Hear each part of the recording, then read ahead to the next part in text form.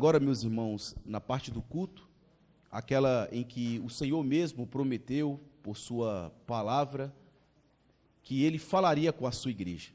Uma vez que a sua palavra é pregada com fidelidade, concernente ao que diz o texto sagrado, o próprio Deus é quem diretamente fala com o seu povo. E para isso eu gostaria de convidá-los a abrirem as suas Bíblias no livro de Esté, no capítulo de número 5, onde iremos fazer a exposição de todo esse capítulo, do versículo 1 até o versículo de número 14. Estamos dando continuidade à nossa exposição, caminhando aí para o meio do livro, até chegarmos ao ponto de concluirmos a exposição do livro de Esté. Esté, capítulo de número 5. Iremos ler do versículo 1 ao 14, e esta será a porção que iremos expor nessa noite também.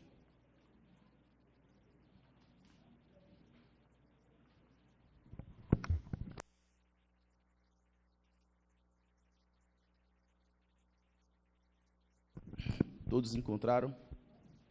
Diz assim a santa, inerrante e autoritativa palavra de Deus. Ao terceiro dia, Esté se aprontou com os seus trajes reais e se pôs no pátio interior da casa do rei, defronte da residência do rei. O rei estava assentado no seu trono real, fronteiro à porta da residência. Quando o rei viu a rainha Esté parada no pátio, alcançou ela favor perante ele. Estendeu o rei para Esté o cetro de ouro que tinha na mão. Esté se chegou e tocou a ponta do cetro. Então lhe disse o rei: que é que tens, rainha Esté? Ou qual é a tua petição? Até metade do reino se te dará. Respondeu Esté: se bem te parecer, venham o rei e Amã hoje ao banquete que eu preparei ao rei. Então disse o rei: fazei apressar Amã para que atendamos ao que Esté deseja. Vindo, pois, o rei e Amã ao banquete que Esté havia preparado, disse o rei a Esté, no banquete do vinho: qual é a tua petição? E se te dará. Que desejas? Cumprir-se-á, ainda que seja metade do reino. Então respondeu Esté e disse: minha petição e desejo são o seguinte: se achei favor perante o rei, se bem parecer ao rei conceder-me a petição e cumprir meu desejo, venha o rei com Amã ao banquete que lhe hei de preparar amanhã, e então farei segundo o rei me concede. Então saiu Amã naquele dia alegre e de bom ânimo. Quando viu, porém, Mordecai à porta do rei, e que não se levantara, nem se movera diante dele, então se encheu de furor contra Mordecai. Amã, porém, se conteve e foi para casa, e mandou vir os seus amigos e Azeres, sua mulher.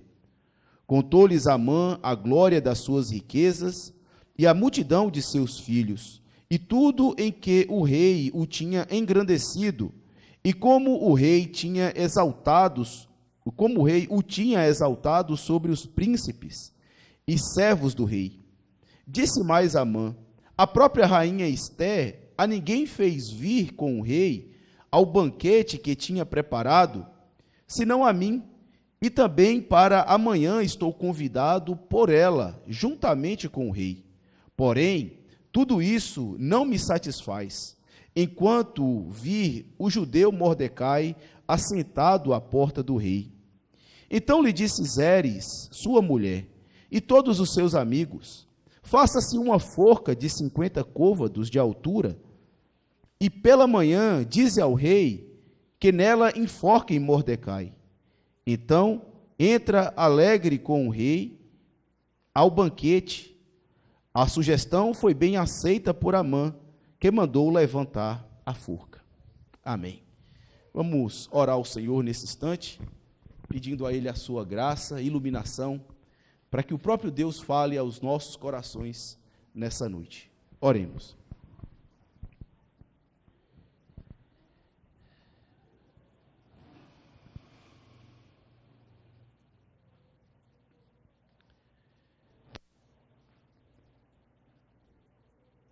Senhor Deus, nosso Pai, que está nos céus, o Pai do Senhor Jesus Cristo, o Deus vivo e verdadeiro, que reina e governa por toda a eternidade, o Deus cujo nome é santo, e agora está assentado em um trono de glória, de majestade e poder, reinando com soberania todas as nações, todos os povos, toda a história. Louvado seja teu santo nome, ó Deus. Louvado seja a grandeza do Senhor, porque apenas tu e tão somente o Senhor é rei sobre todos. E aqui estamos, ó Pai, como teu povo. Nos aproximamos humildemente diante da tua face e imploramos ao Senhor, em nome do Senhor Jesus Cristo, confiando na sua mediação e na sua justiça, que tu possas, ó Deus, falar conosco, nos abençoar essa noite, dando a conhecer a tua vontade, externando, ó Deus, diante da tua igreja, diante do teu povo, a tua vontade, a tua lei, aquilo que o Senhor tem reservado, aquilo que o Senhor requer de nós. Sabemos, ó Pai, que por conta da nossa natureza pecaminosa e por conta de nossa própria depravação, não merecemos e nem somos dignos de tamanha bênção, de tamanho privilégio, de tal modo que o Senhor não é obrigado a fazer isso, a falar, ou de nos abençoar. Não tem nada em nós que obrigue o Senhor a fazer isso. Por isso suplicamos, imploramos, rogamos, clamamos ao Senhor, em nome do Senhor Jesus Cristo, pelo amor que tu tens ao teu próprio nome, pelo amor que tu tens à tua própria glória, pelo nome do Senhor que está posto sobre a tua igreja, que tu faça conhecida, Senhor, a tua voz essa noite, que o Senhor esteja entre nós, que a tua voz seja reverberada em cada coração, que o teu Espírito mova, ó Deus, o nosso coração, a nossa alma, e nos incline a fazer aquilo que o Senhor requer de nós. Pedimos, ó Deus, que o Senhor nos dê ouvidos para ouvir e coração para reter a tua palavra, de modo que o Senhor seja glorificado quando o teu povo for exortado, confrontado pela tua palavra. Que a tua palavra possa trazer conversão essa noite, convicção de pecado, mudança de comportamento. Ó Deus, que a tua palavra entre pelas escamas dos pecados que estão em nossos corações e vá até o âmago, ó Deus, e possa nos ferir para a glória do Senhor, por meio da tua palavra, de modo que aqueles que precisam ser consolados, sejam consolados pela tua palavra, e aqueles que precisam ser edificados, sejam por elas edificados. Os que precisam ser exortados, sejam exortados por ela. E os que precisam de conversão, por ela sejam convertidos. Por isso te pedimos, ó Deus, que tu fales à tua igreja nessa noite. E peço também por mim, para que eu ache graça diante do Senhor, alcance o teu favor, e tu possas, ó Deus, falar por meio do teu servo, a quem o Senhor incumbiu dessa responsabilidade, apesar da enormidade das minhas fraquezas, da minha inaptidão. Tu sabes, ó Deus, o quanto estou incapacitado, inábil para esse serviço. Se o Senhor reter o teu espírito, será apenas mais um discurso, será apenas mais um sermão, apenas um emaranhado de palavras. Mas pedimos, ó Deus, que junto da tua palavra mova-se o teu Espírito Santo, que ela acompanhe, que o Espírito acompanhe a palavra, e que eu seja, Senhor Deus, tomado pelo Espírito da parte do Senhor, de ousadia, intrepidez, e fale movido pelo Teu Espírito Santo à Tua igreja. Te peço, Pai, em nome do Senhor Jesus Cristo, para a glória do Teu nome e edificação do Teu corpo, é que oramos. Amém.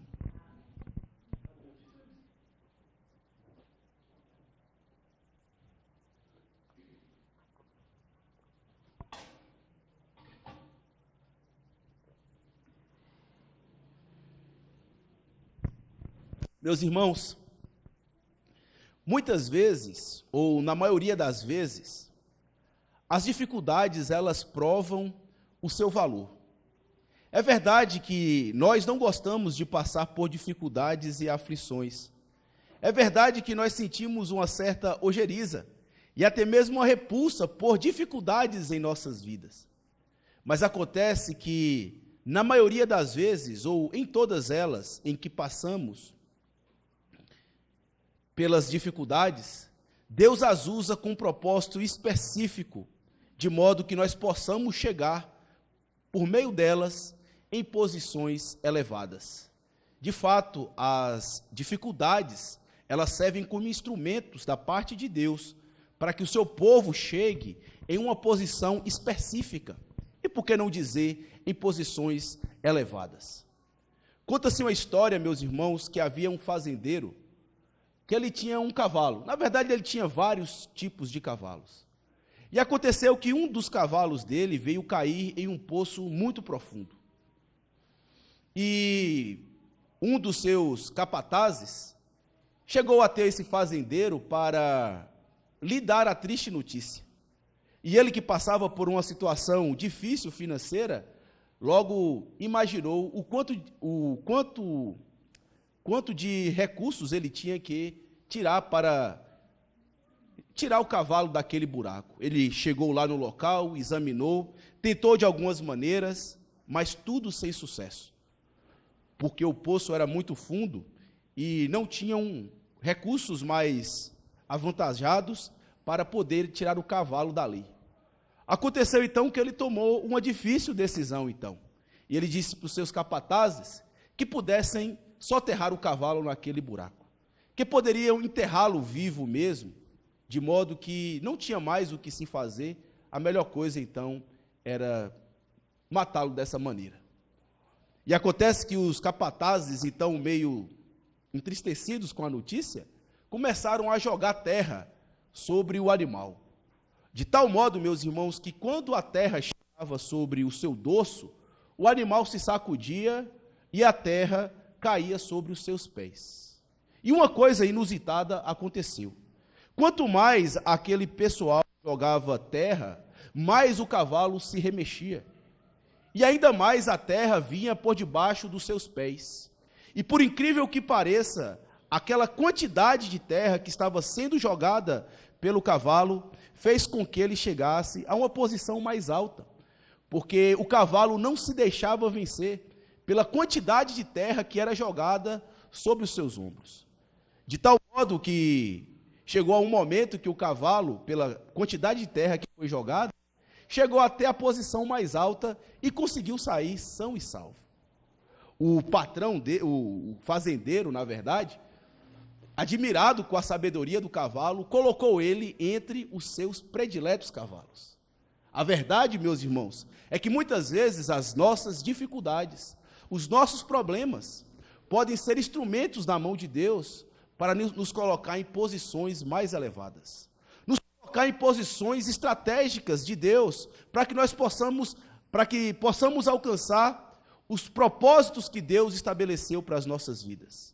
A verdade é que Deus usa as suas dificuldades, aliás, as nossas dificuldades, para que nós possamos chegar em posições que seremos úteis para Deus, que poderemos fazer exatamente aquilo que Deus espera de nós, ou melhor dizendo, concretizando e estabelecendo o propósito de Deus para as nossas vidas.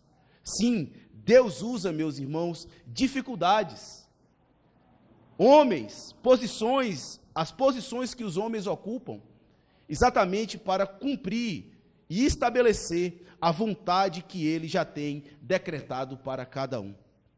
E é exatamente isso que nós observamos na passagem que temos diante de nós.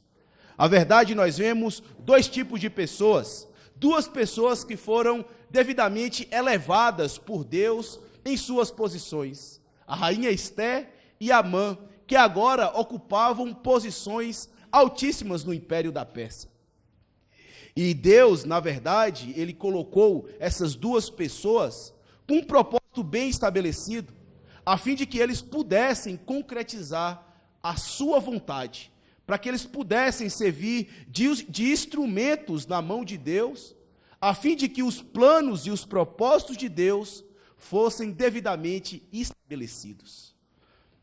Certamente foram muitos desafios que eles experimentaram, mas o ponto mais importante é que Deus usou todas as circunstâncias da sua vida para que eles pudessem cumprir e estabelecer a vontade de Deus.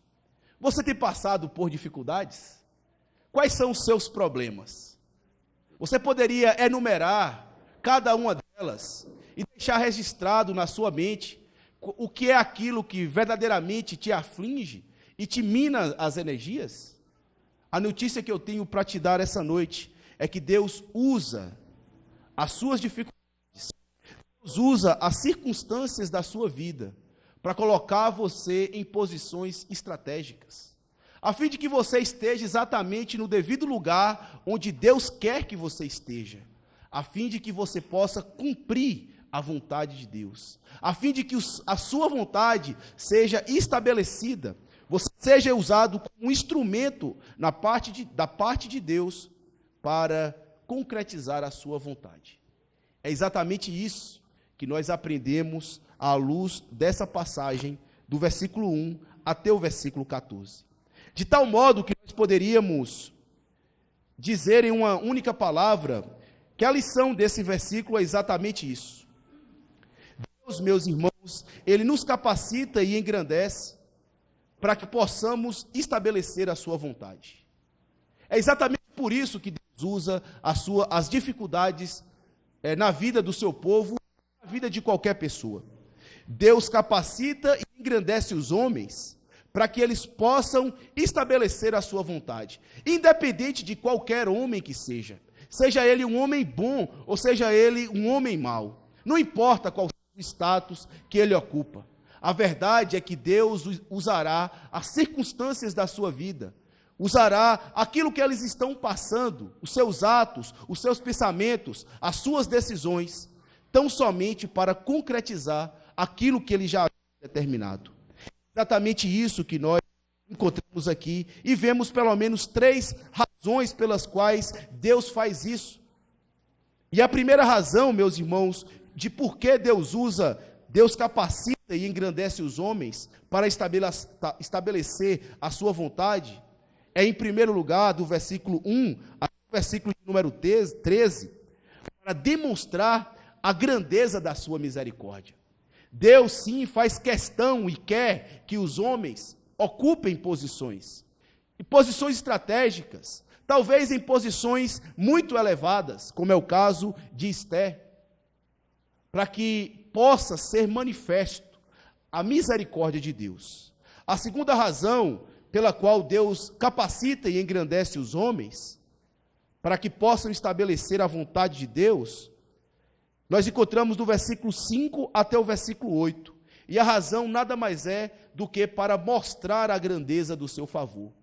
Deus faz questão de deixar evidente não apenas a sua misericórdia, mas também faz questão de mostrar o seu favor a essas pessoas. E por último, do versículo 9 até o versículo 14, Deus capacita e engrandece os homens para que eles possam estabelecer a sua vontade, a fim de que eles venham demonstrar a grandeza do seu juízo. Deus incapacita esses homens e engrandece para demonstrar a grandeza do seu juízo. Não apenas da sua misericórdia, não apenas do seu favor, mas Deus usa, em especial, os homens maus, a fim de que o seu juízo seja manifestado. a fim de que a glória do seu juízo seja externada pela vida deles. Sim, cada um de nós ocupamos uma posição específica da parte de Deus, com um propósito bem estabelecido por Deus, a fim de que Ele mostre a sua grandeza, da sua misericórdia, do seu favor e do seu juízo. A posição que você ocupa essa noite, certamente Deus, uma dessas coisas, Deus há de demonstrar através dele. Talvez a sua misericórdia, talvez o seu favor, como também o seu juízo. É exatamente isso, irmãos, que nós encontramos aqui, do versículo 1 até o versículo de número 14. Mas antes mesmo de descermos a cada um dos pontos, estejamos lembrados de qual vem a ser o contexto da passagem. E devemos nos recordar, queridos irmãos, que havia da parte de Deus um plano a fim de que o seu povo fosse estabelecido, a fim de que o seu povo fosse preservado. Deus, que vê todas as coisas, sabia que alguém iria se levantar contra a nação de Israel, o povo de Israel, que estava no império da Pérsia, sob o regime de Assuero. E nós vimos que Deus, então, elevou Esté como rainha. E apesar de Esté ainda estar meio que complacente com a cultura persa, Deus ainda utiliza-se da sua vida a fim de que ela seja um instrumento da parte de Deus para que pudesse preservar o seu povo. Nós vimos então na semana passada que Esté, ela tinha uma difícil tarefa a ser cumprida. Ela tinha uma decisão a ser tomada e ela optou pelo caminho da obediência. Na verdade, Esté, o mal tinha vindo sobre o povo judeu, porque Amã queria destruir o povo judeu, Amã que foi sido também levantado por Assuero, como um dos seus conselheiros, ou talvez o mais destacado de todos os conselheiros. Aquele que tinha na sua mão o sinete do rei, que poderia decretar qualquer coisa em nome do rei. E uma das coisas que ele havia decretado, por conta do seu desfavor, da sua contrariedade com Mordecai, que era tio de Esté, e também contra o povo judeu, ele havia decretado o morticínio. Na verdade, que todo o povo judeu deveria ser morto. E ele fez isso tão somente motivado pelo fato de Mordecai não ter se dobrado diante dele. Ele estava amargurado, ele estava ferido com a ofensa de Mordecai. E então chegou até as últimas consequências, se valendo da sua autoridade, para ferir então todo o povo judeu. E agora Esté, diante dessa realidade, ela toma a difícil decisão de ter que entrar na presença do rei Assuero para interceder em favor do povo judeu. E havia um problema aí. Todo aquele que entrasse na presença do rei, sem ser chamado, corria um grande perigo de ser morto, a menos que o rei viesse estender o seu cetro. E é exatamente por isso, uma vez que Esté ocupa agora uma posição tão alta, que Deus manifestará agora, por meio dela, a grandeza da sua misericórdia. É o primeiro ponto que nós observamos aqui. Do versículo 1 até o versículo de número 3, nós vemos então que Deus, ele capacitou Esté. Nós vemos que Deus engrandeceu Esté, a fim de que Deus pudesse, por meio dela, demonstrar a grandeza da sua misericórdia. Acompanhe comigo o que diz aí o versículo de número 1 até o versículo de número 13, e onde nós vemos Deus demonstrando a grandeza da sua misericórdia. Diz assim a passagem citada. Ao terceiro dia, Esté aprontou-se com seus trajes reais e se pôs no pátio interior da casa do rei, defronte da residência do rei. O rei estava assentado no seu trono real, fronteiro à porta da residência. Quando o rei viu a rainha Esté parada no pátio, alcançou ela favor perante ele, e estendeu o rei para Esté o cetro de ouro que tinha na mão. Esté se chegou e tocou a ponta do cetro. Então lhe disse o rei, não, até aqui o versículo. Então lhe disse o rei: que é que tens, rainha Esté? Qual é a tua petição? Até metade do reino te se dará. Até aqui. Aqui nós vemos, meus irmãos, Deus demonstrando a sua misericórdia, permitindo que Esté alcance favor diante do rei Assuero. Você deve se lembrar bem daquilo que eu havia dito logo no início da introdução. Esté tinha uma grande tarefa, uma difícil tarefa a cumprir. Ela tinha decidido obedecer ao que Mordecai havia ordenado, de que ela deveria ir até o rei Assuero e interceder pelo povo judeu, pedindo a ele misericórdia, para que ele viesse fazer com que aquele mal pudesse sair do meio do seu povo.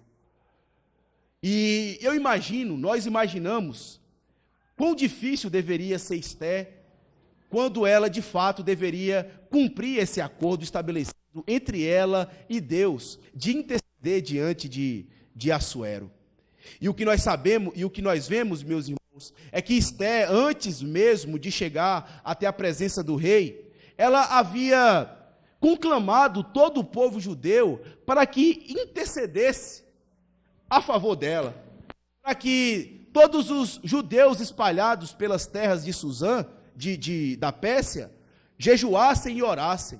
E após o terceiro dia, ela então iria tomar essa iniciativa. E aqui nós estamos exatamente no terceiro dia. É o grande dia em que Esté deveria aproximar-se diante do rei Assuero sem ser chamada. Eu imagino, meus irmãos, que na iminência de chegar até a presença do rei Assuero, quanta aflição Esté não havia passado. Quantas coisas deveriam ter borbilhado na sua mente do que poderia acontecer. Será que eu irei morrer? Será que a espada cairá sobre a minha cabeça? Será que o rei poupará a minha vida? O que vai acontecer? Não importa. Ainda que a morte seja a minha companheira, eu ainda confiarei em Deus. E então ela toma a iniciativa. E ela então sai dos seus aposentos, chega até o pátio onde o rei estava parado, e certamente lidar frente a frente com o rei, cara a cara com o rei, pronto para receber a sentença que estava determinado para ela. O rei estava assentado no seu trono, ao lado de soldados que o protegiam e o cercavam. E como nós sabemos, o rei Assuero sabia e toda a Pérsia sabia, ninguém poderia chegar diante do rei sem ser chamado, porque do contrário poderia ser morto. E o que nós vemos, meus irmãos, é que Esté alcançou o favor do rei Assuero. Ele, ao olhar e ver à sua frente a sua esposa, a sua noiva, frente a frente com ele, ele não pensou duas vezes. Ele estendeu o cetro, abaixou o cetro, dando a entender que Esté havia sido poupada de morrer. E então Esté, ele se dobra e se curva, tocando então no cetro do rei, recebendo então. E o texto deixa muito claro: alcançou então Esté favor diante do rei Assuero. Sim, Esté alcançou favor diante do rei Assuero. Mas o que é que ela poderia ter feito? Qual é a ação que ela poderia ter reagido para alcançar esse favor de Assuero? Na verdade, meus irmãos, antes mesmo de Esté ter alcançado o favor de Assuero, ela alcançou o favor de Deus. Foi exatamente porque Deus teve misericórdia dela, que aquele que tem o coração dos reis nas suas mãos, fez com que ele abaixasse o cetro, estendesse o cetro diante dela, para que ela pudesse ser poupada, ter a sua vida poupada diante daquela ameaça que estava prestes a cair sobre ela. Todo mundo na Pérsia sabia, quase ninguém escapava.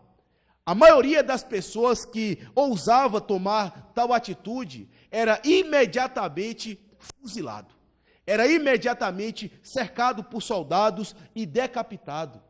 Mas Esté, antes mesmo de alcançar o favor de Assuero, ela havia alcançado o favor de Deus.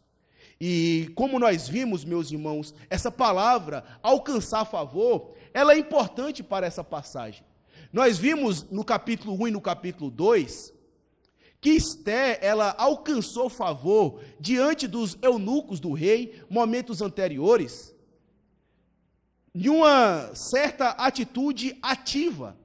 Ela não poderia, ela de certa maneira, naquele contexto, no capítulo 1 e no capítulo 2, ela trabalhou para alcançar favor. Ela teve que fazer algo para que ela pudesse ser aceita, querida pelos eunucos, como também pelo rei Assuero, que foi o que de fato a fez ganhar a posição de rainha. Mas veja nessa situação que ela não podia fazer nada. Ela não tinha o que fazer. Uma palavra ela não poderia dizer. Um gesto ela não poderia ter. O texto deixa muito claro. Ela se apresentou e ficou de pé, olhando. E eu fico imaginando, meus irmãos, quem poderia dar sustentáculo aos seus joelhos, aos seus tendões, para que ela pudesse ficar frente a frente com a maior autoridade do mundo antigo, aquele que tinha o maior império no mundo antigo, e não tremer. Talvez ela tenha tremido, mas acontece que os seus tendões permaneceram firmes, e ela ficou em pé diante da grande ameaça. A verdade, meus irmãos, é que Deus, muitas vezes, coloca pessoas em posições assim, para mostrar a grandeza da sua misericórdia. E que nós possamos entender que aqueles que são grandes, aqueles que ocupam posições altaneiras, eles não são necessariamente os poderosos por excelência. O poderoso por excelência nada mais é do que o Deus de Israel, porque foi ele quem fez com que Assuero estendesse o seu cetro diante dela. Aquele que estava assentado no trono dos céus, que estava acima das nações, aquele que estava acima dos reis, deu a ordem para o rei Assuero dizendo que ele abaixasse o cetro. E ele teve que obedecer, porque ele é quem de fato é a maior autoridade. Aqui, meus irmãos, nós aprendemos que podemos confiar nas ações de Deus, pois nada pode impedir Deus de agir. Deus não deixa se intimidar por quem quer que seja. Não importa qual seja a maior autoridade que tenhamos na terra. Não importa qual seja o maior dos seus inimigos. Não importa qual seja a maior dos seus problemas. Deus está assentado acima de todas essas coisas. E quanto isso nos enche de confiança, então, a apresentar a Deus os nossos pedidos de oração. O quanto nos torna confiantes de que Deus, certamente, Ele pode nos proteger e nos guardar, mesmo em situações calamitosas. É Ele quem controla as situações calamitosas. Ele é quem governa o curso das circunstâncias. Ele é quem manda um vento bravio sobre as nossas vidas. E na hora que Ele quiser, Ele diz, para, e as coisas têm que parar. É Ele quem faz os nossos barcos andar por meio das tempestades. Ele está acima dos seus problemas. Ele está acima das circunstâncias. Qual é a sua aflição? Talvez a maior dificuldade que você tenha hoje seja o seu filho. Talvez seja o seu marido. Talvez a maior problema que você tem seja um inimigo que anda falando mal de você, que lhe detrata, que fala nas suas costas, que lhe ofende, lhe difama. Eu digo, nem mesmo essa pessoa ou essa circunstância que parece tão grande, não pode impedir Deus de agir. e você tem acesso direto a esse Deus, por que não fazer então como Esther? Prostrar-se diante dele, clamar a ele, pedindo a ele. Quanta confiança nós não podemos nutrir nesse Deus, que está acima de todas as coisas, e nós podemos chamar ele de Pai, e ele nos voltar chamando a nós de filhos. Ah, meus irmãos, eu lembro que no meu período escolar, nós, quando crianças, tínhamos o maior orgulho de falar para aqueles coleguinhas que zombavam e nos machucavam: olhe, eu vou falar para o meu pai. E isso nós falávamos, de certa forma, porque éramos encorajados pela figura do nosso pai. E nós agora, tendo um pai tal como Deus, maior do que os nossos pais terrenos, que está acima das circunstâncias dos nossos problemas, nós podemos dizer sem medo: olhe, eu vou falar para o meu pai. E ter a mesma segurança diante daquelas circunstâncias tão adversas e calamitosas. Devemos mesmo, meus irmãos, nos atirar, como fez Esther. Sempre existe uma opção onde nós não podemos fazer nada, onde resta apenas a gente confiar em Deus. O risco é não fazer nada, o risco maior é não confiar em Deus. E há situações nas nossas vidas que nós não podemos fazer nada, e só podemos fazer tão somente confiar em Deus. Talvez você esteja em umas circunstâncias dessa como hoje, em que você não pode fazer nada, em que o seu braço não alcança. A posição mais privilegiada é essa que você está, onde você não precisa confiar, você não pode confiar em nada, pois deposite a sua confiança em Deus.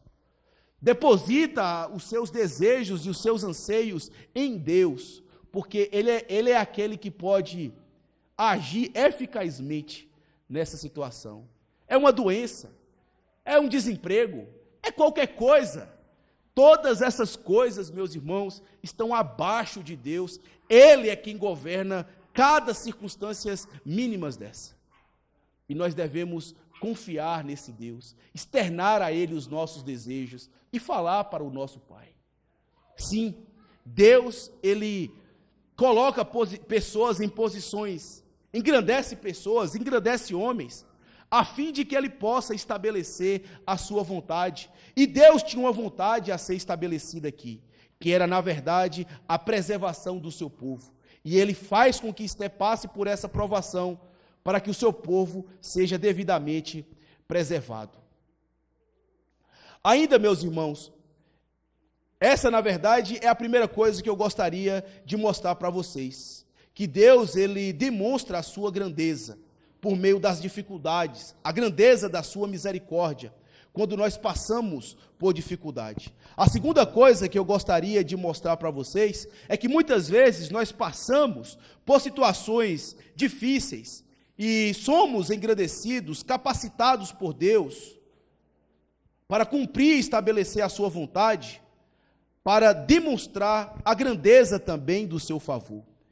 Aqui nós vemos Deus demonstrando a grandeza da sua misericórdia, mas dos versículos 5 até o versículo 8, nós vemos Deus demonstrando a grandeza do seu favor para com Esther.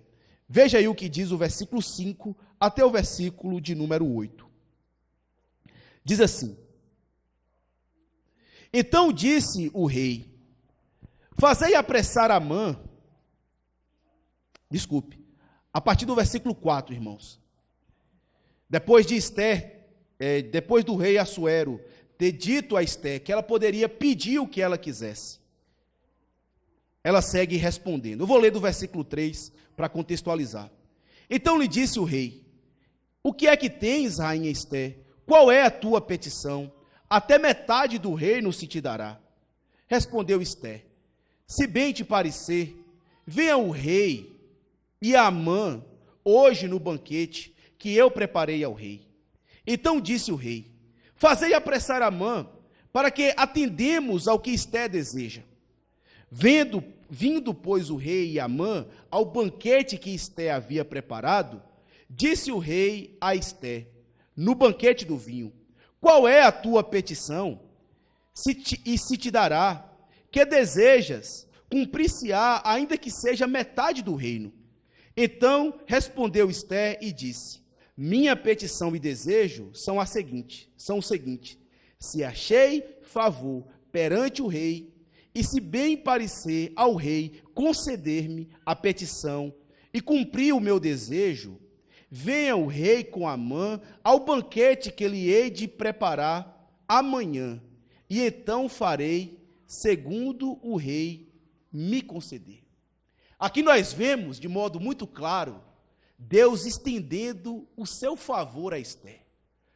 A verdade, meus irmãos, é que Deus enche Ester de virtudes, no meio de uma situação tão complicada como essa. Perceba o perigo que Ester estava correndo. Havia um problema muito grande rondando a sua vida. Se Ester fosse morta, talvez as coisas estavam resolvidas. Porque se o rei a matasse, pronto, acabou, não tinha mais o que ela fazer. Mas se o rei a poupasse, o que é que ela deveria fazer? Qual a atitude que ela deveria tomar? E várias coisas certamente borbulhavam na mente de Ester.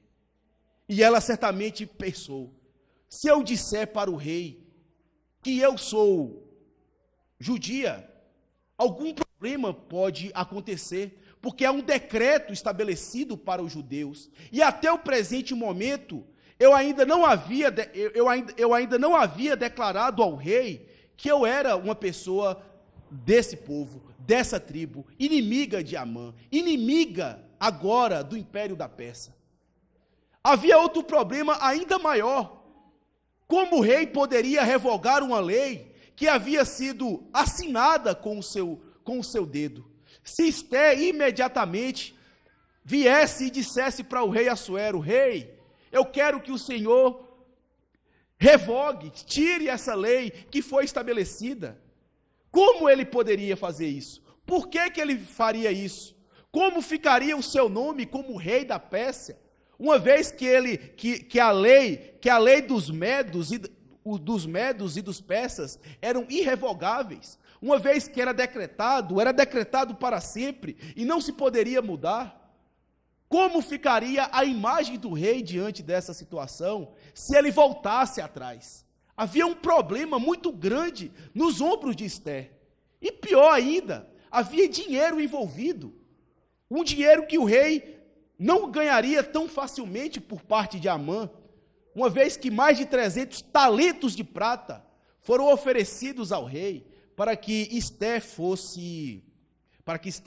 o povo judeu fosse destruído. E o rei então consentiu com isso. Ester deveria ser muito sábia, meus irmãos. E Ester deveria ser muito prudente nessas ocasiões. Ela não poderia agir de qualquer maneira, porque uma palavra errada, um gesto diferente do anormal, certamente viria problemas, perigo para a sua vida, e principalmente para o povo judeu. É aí que nós vemos então, meus irmãos, Ester sendo favorecida por Deus por meio de muita sabedoria. Ester, ela ponderou as palavras. Ela não disse de imediato, ela guardou o silêncio acerca daquilo que ela requeria do rei. Ela poderia muito bem, naquela ocasião, dizer: rei, eu tenho um pedido para fazer, e eu peço que o Senhor mude de ideia de não destruir o povo judeu. E o rei, meus irmãos, certamente não iria responder esse pedido. Porque havia diante dos reis pessoas públicas, soldados, muitas pessoas. Era um local público onde ela estava. Então, pensando nisso, ela convida ao rei para ir até sua casa, um lugar mais privado, no meio de um banquete, tomando vinho, algo que era apreciado pelo rei Assuero. Ela não fala palavras imediatamente, aquilo que ela queria, mas ela sonda as circunstâncias. Ela olha em volta de si e então pronuncia palavras sábias. Rei, eu gostaria de convidar o senhor para um banquete na minha casa. O senhor e também Amã. Nada melhor do que um banquete, um lugar descontraído, para que ela pudesse então apresentar o pedido que ela tinha para fazer. Mas Esté, meus irmãos, além de sábia, ela era também prudente. Nós vemos aqui que logo após o rei haver consentido com ela, de querer ir atender aquela petição que ele havia feito, ele vai até o banquete e manda que depressa em Amã, para que ele esteja lá no horário marcado. E mais uma vez, Esté faz a mesma petição. Ela convida. O rei sabia que Esté tinha alguma coisa importante para pedir. Porque não é por qualquer razão que qualquer pessoa arriscaria a sua vida se colocando na frente do rei. E na segunda ocasião, então, o rei Assuero diz: olhe, Esté, tudo o que você pedir, qualquer coisa que seja, ainda metade do seu reino, ainda metade do meu reino será-lhe concedida. Esté pensa, considera, pondera e não faz a petição que realmente queria. Ela faz um segundo pedido.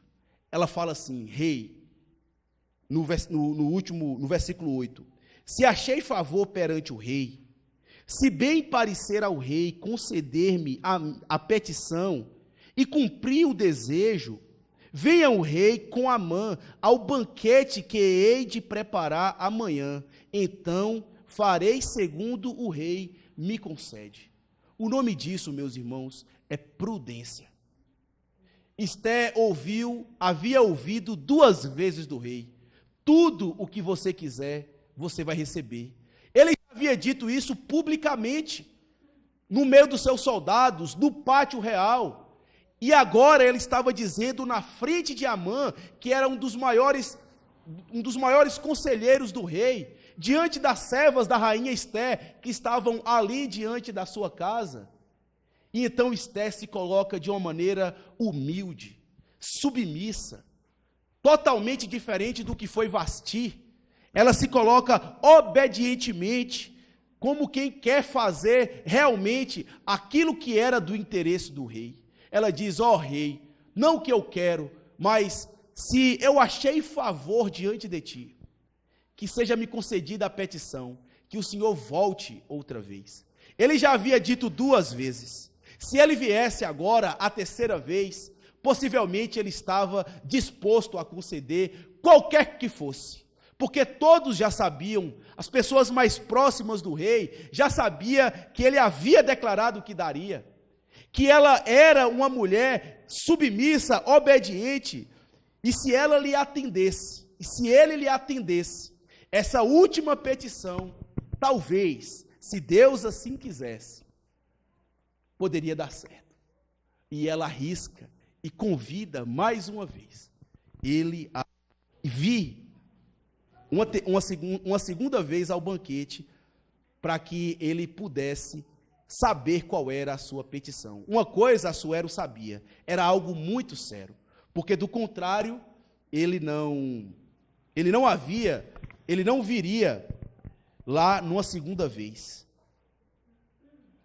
E o texto deixa-nos no silêncio, pelo menos no instante, qual será então o destino de Esté, ou então o destino de Assuero no que toca a esse pedido.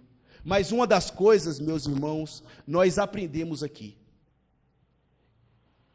Uma coisa nós devemos aprender aqui pelo exemplo de Esté.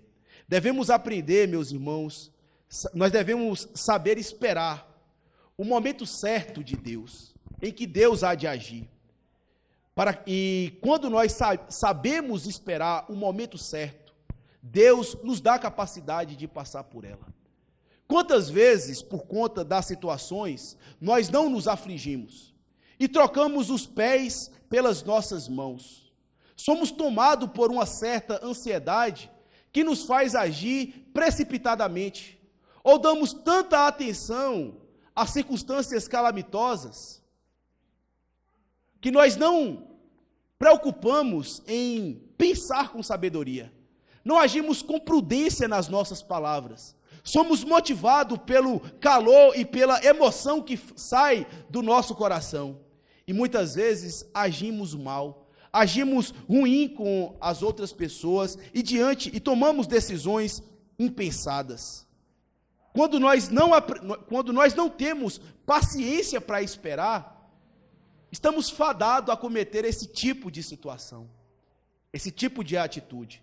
Mas quando nós estamos movidos em esperar a vontade de Deus, estamos movidos por esperar para que Deus realize a sua vontade em mim, somos movidos por sabedoria, somos movidos por paciência, porque nós não estamos preocupados necessariamente com aquilo que eu quero, ou com que a minha vontade seja estabelecida. Eu vejo os sinais que Deus vai colocando sobre o caminho, para que eu possa passar por ele. E à medida que Deus vai me abrindo caminhos, eu vou tomando cada vez mais o rumo da obediência, segundo ele me proporciona. Quanto mais nós esperamos em Deus, meus irmãos, temos a tendência de acertar o alvo, de ser pacientes, sábios em nossas palavras, nas decisões que estamos tomando. Mas quando somos afoitos, quando tomamos atitudes e decisões no calor das emoções, temos a tendência de errar o alvo. Como é que você anda no seu calendário com Deus? Qual o seu horário para com Deus? Você está disposto ou tem a tendência de esperar a resposta certa, vinda dos lábios de Deus, para tomar as suas decisões, para falar as suas palavras, para conceder um conselho a um amigo? Devemos tomar cuidado, meus irmãos, porque por um deslize, Esté poderia simplesmente arruinar tudo que estava diante dela, mas ela agiu com sabedoria. Outra coisa que nós devemos aprender aqui, meus irmãos, é que nós não devemos ser precipitados com a nossa boca. Nós devemos saber esperar o tempo certo de falar. Veja como Esté, ela é perita nisso. Ela não... Olha, eu fico imaginando a tentação que não correu no coração de Esté. Ele disse assim, Assuero, olha Esté, até metade do reino será teu.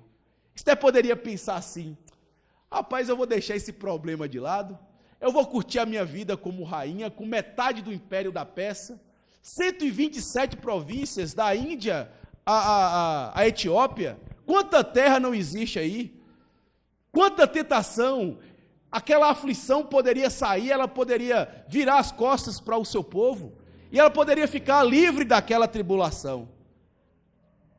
Mas ela escolhe, meus irmãos, obedecer, e ela escolhe as palavras sábias, as palavras prudentes, ela escolhe as palavras devidamente, o tom da palavra, o espírito da palavra, com humildade, com mansidão, com submissão para com seu marido, e então é atendida.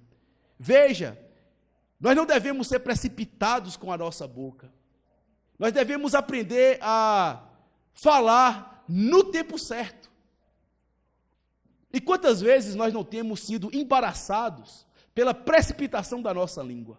Falar sem pensar, ou então dar uma palavra para alguém sem considerar o peso das palavras. Palavras machucam, palavras ferem, palavras criam feridas profundas na alma de alguém. E quando nós utilizamos de modo insábio, de modo não prudente, de uma ferramenta tão poderosa que Deus colocou em nosso corpo, nós podemos fazer um arraso muito grande. Talvez os problemas que você tem dentro da sua casa, seja por conta das suas palavras, seja por conta da sua língua. Talvez o atrito que você tem com o seu marido, ou o atrito que você tem com o seu filho, seja exatamente por não saber falar no momento certo.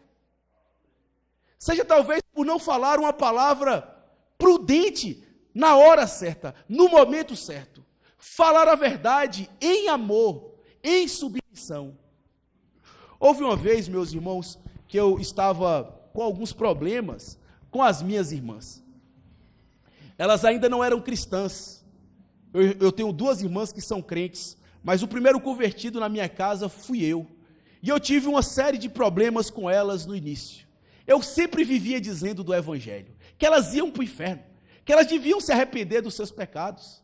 Além disso, havia muitas outras coisas que ela fazia que eu reprovava e que eu não aprovava. E que várias vezes eu dizia, você tem que ir para a igreja, você tem que parar de fazer isso. E eu era uma pessoa chata, era de fato chato, porque eu estava falando a verdade. E tinha que falar a verdade. Porque eu não queria que elas fossem pelo caminho da perdição. Eu não queria que elas se perdessem no meio do caminho. E uma vez eu havia dito que eu estava tendo problemas sérios com as minhas irmãs. E naquele dia ele me deu um conselho sábio. E que eu acatei, meus irmãos. E eu lembro que eu falando isso, ele havia dito o seguinte para mim. Ele disse assim, você já tentou todas essas maneiras. Você brigou com ela. Você já tentou convencer ela gritando, falando tantas coisas de forma... Agora eu tenho um conselho para você. Age diferente.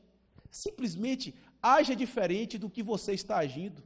Você já viu que essa maneira como você está agindo, grosseira, arrogante com suas irmãs, não é a maneira de convencer elas. Então haja de uma maneira correta, no momento apropriado. Diga para elas, ou então, não fale mais nada, pelo menos no momento, na situação que eu estava vivendo. Eu sei que isso me ajudou no contexto, mas o que eu quero dizer para vocês é que existe o momento certo, a hora apropriada de nós falarmos, de nós apresentarmos de modo sábio as nossas verdades.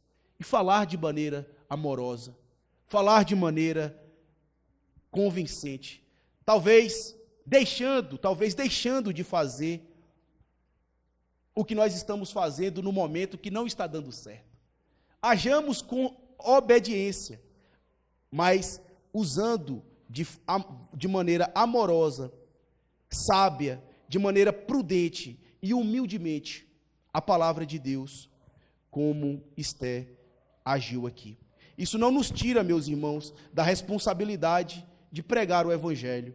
Não nos tira a responsabilidade de dizer a todas as pessoas, a dizer a gregos e troianos a realidade das suas condições espirituais. Não nos tira a responsabilidade. Devemos, a tempo e fora de tempo, usar da autoridade que Deus nos deu para proclamar o evangelho. Mas nós não devemos, meus irmãos, de maneira nenhuma, utilizar a palavra de Deus para pesar sobre a vida dessas pessoas, ou a vida dos homens. Deus é quem age, Deus é quem transforma, Deus é quem estabelece no coração de cada um aquilo que ele havia determinado. O que eu quero dizer para os irmãos é exatamente isso, que devemos saber usar de maneira sábia e prudente as nossas palavras. Devemos saber usar de maneira coerente aquilo que Deus colocou em nossos lábios. Essa é a segunda razão, porque Deus nos coloca em posições para usarmos de maneira, para demonstrar a grandeza do seu favor em nossas vidas, dando virtudes. A terceira e último lugar, irmãos, que Deus usa as nossas posições, capacita homens e engrandece homens, é exatamente para demonstrar a grandeza do seu juízo. Aqui em Esther nós vemos Deus utilizando para demonstrar o seu favor, utilizar para mostrar a sua misericórdia. Mas Deus usa também aqui para demonstrar o seu juízo, e ele faz isso por meio de Amã. Acompanhe comigo o que diz aí do versículo 9 até o versículo de número 14. Diz assim a palavra de Deus. Então saiu Amã naquele dia, alegre e de bom ânimo, quando viu, porém, Mordecai à porta do rei, e que não se levantara, nem se movera diante dele, então se encheu de furor contra Mordecai. Amã, porém, se conteve e foi para casa, e mandou vir os seus amigos, Azeres, a sua mulher, e contou-lhes Amã a glória das suas riquezas, e a multidão dos seus filhos, e tudo em que tinha engrandecido, e como tinha exaltado sobre os príncipes e servos do rei. Disse mais Amã: a própria rainha Esté, ninguém fez vir o rei ao banquete. Desculpe, vou ler de novo. Disse mais Amã: a própria rainha Esté, a ninguém fez vir com o rei ao banquete que tinha preparado, senão a mim. E também para amanhã estou convidado por ela, juntamente com o rei. Porém, tudo isso não me satisfez, enquanto vi o judeu Mordecai assentado à porta do rei. Então lhe disse Zeres, sua mulher, e todos os seus amigos: faça-se uma forca de 50 côvados de altura, e pela manhã dize ao rei que nela enforque Mordecai. Então entra alegre com o rei ao banquete. A sugestão foi bem aceita por Amã, que mandou levantar a forca. Veja, meus irmãos, até aqui nós vimos que Deus havia engrandecido Esté, e por meio dela demonstrou a sua misericórdia. Por meio dela demonstrou o seu favor.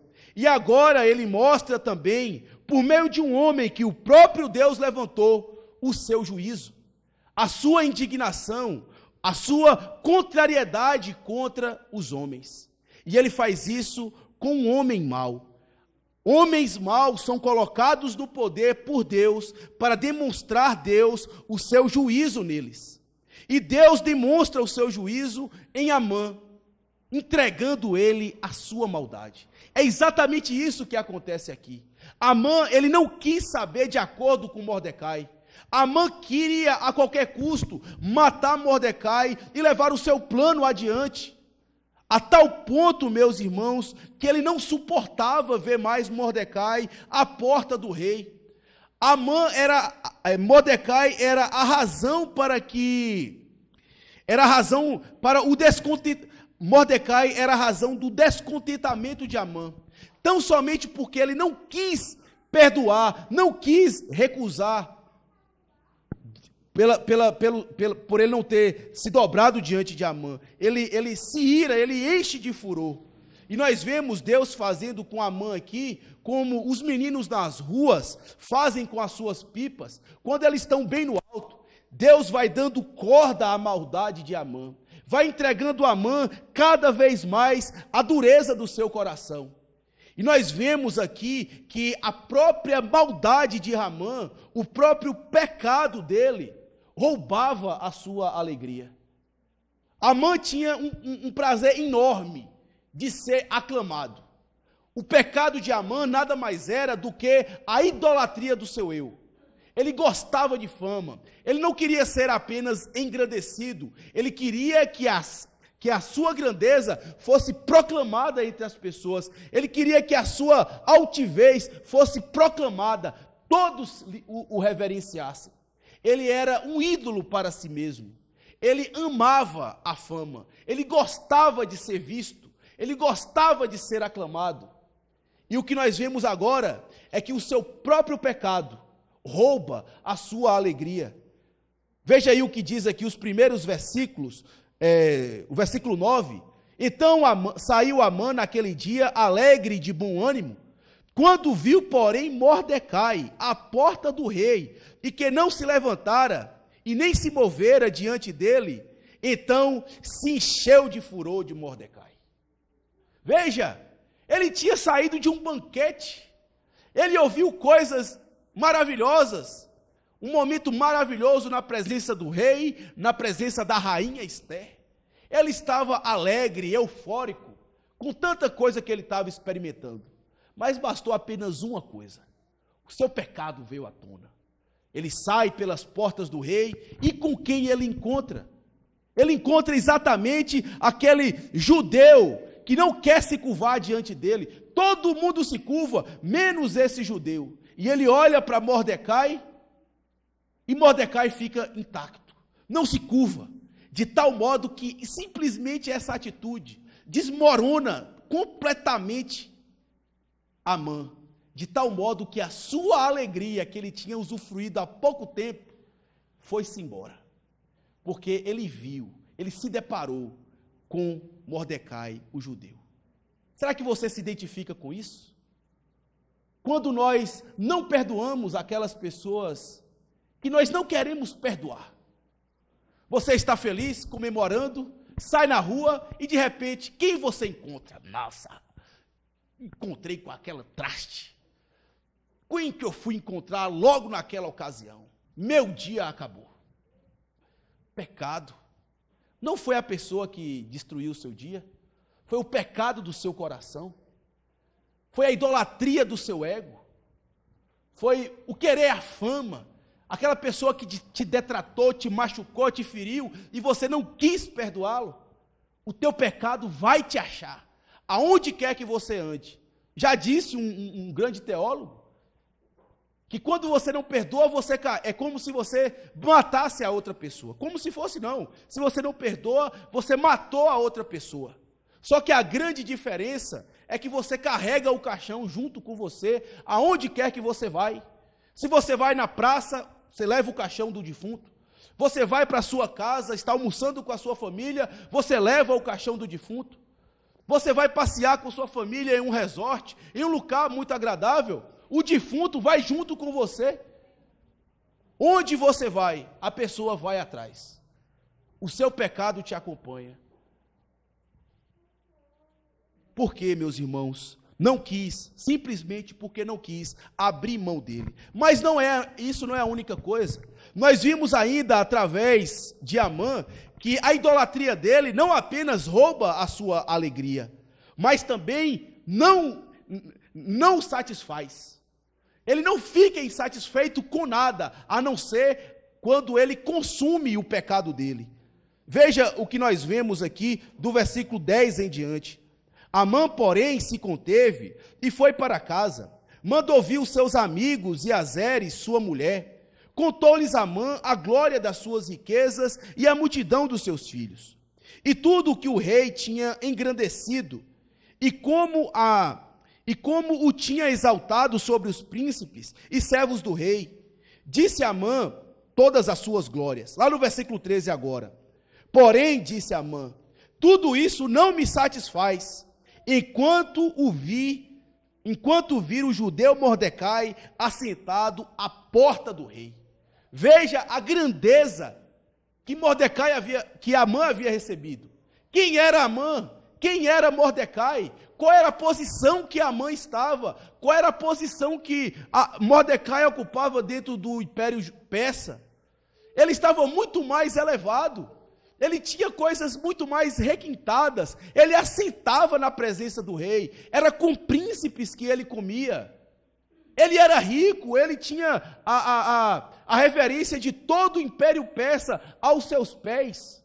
E por conta desse pecado, por conta da sua idolatria, ele diz assim: olha, nada dessas coisas, nada disso vai me satisfazer enquanto eu não ver o judeu, enquanto eu continuar vendo o judeu Mordecai na porta. Veja, meus irmãos, pecado é algo insaciável. Se eu queria que você entendesse algo acerca do pecado essa noite, é exatamente isso.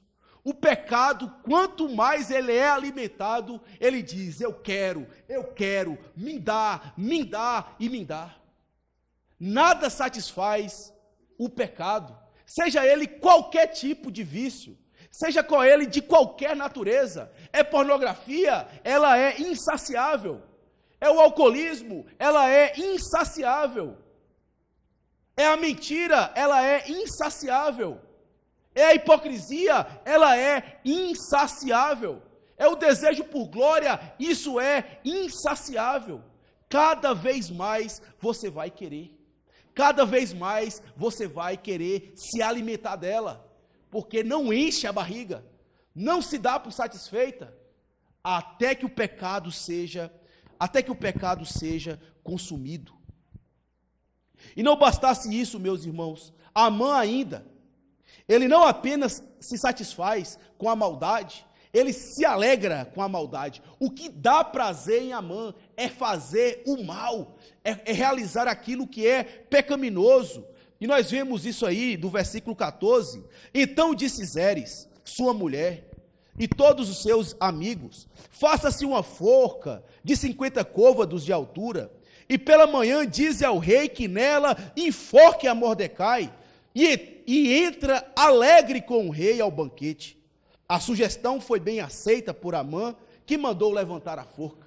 Veja, Amã tinha acabado de sair da casa do rei, e ficou entristecido. A alegria dele foi falar da sua glória.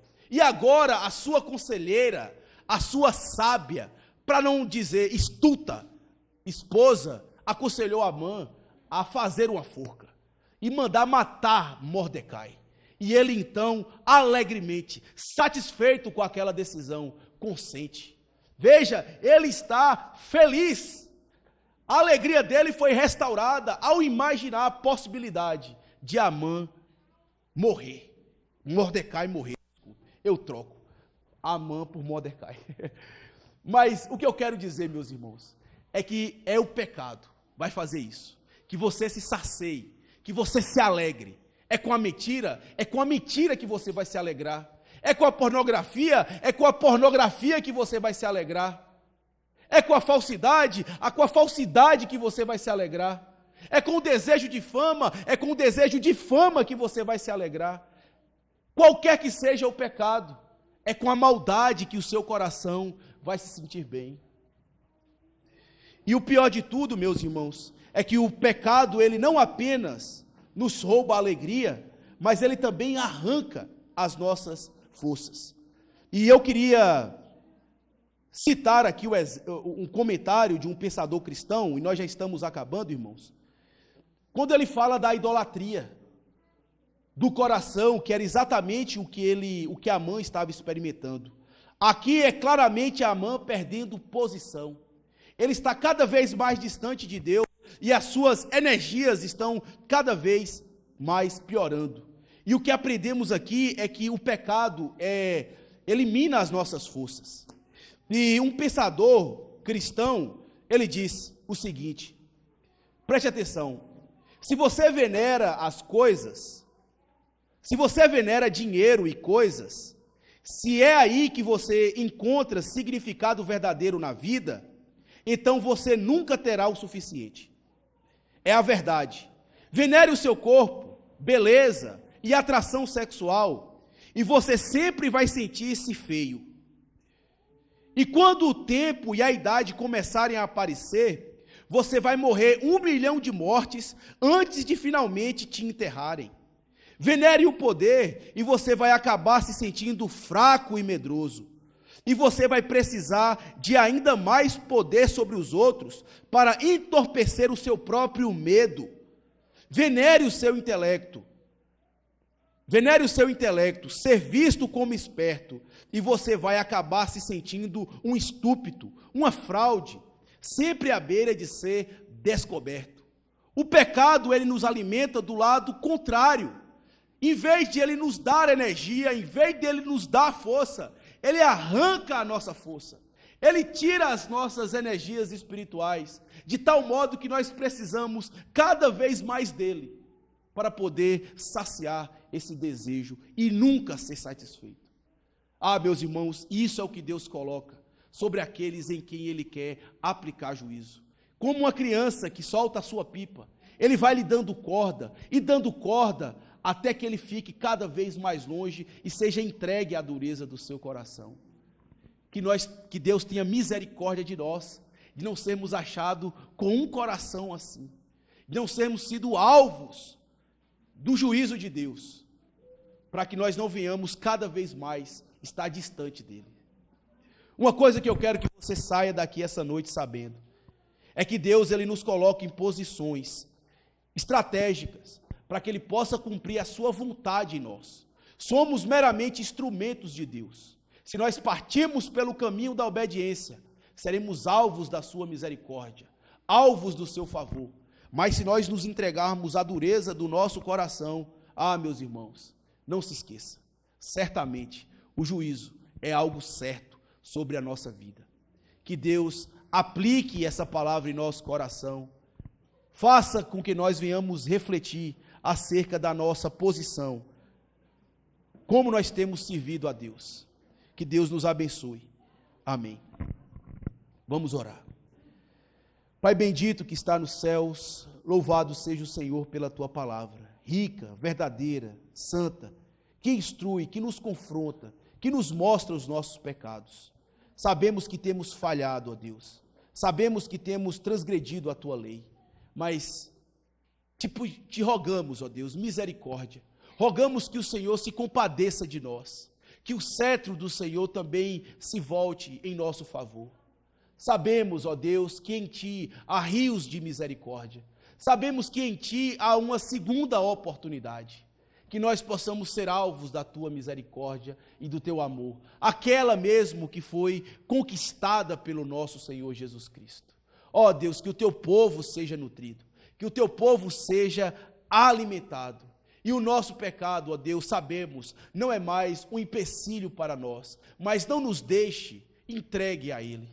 Sabemos que nós não sofreremos mais a condenação pelo nosso pecado, pela obra que Cristo realizou. Ah, Deus, mas que nós possamos andar bem distantes dEle e mais próximos da Tua vontade, sendo sábios, prudentes, humildes e submissos, esperando da parte do Senhor a resposta que é devida. Assim nós oramos, em nome de Jesus. Amém.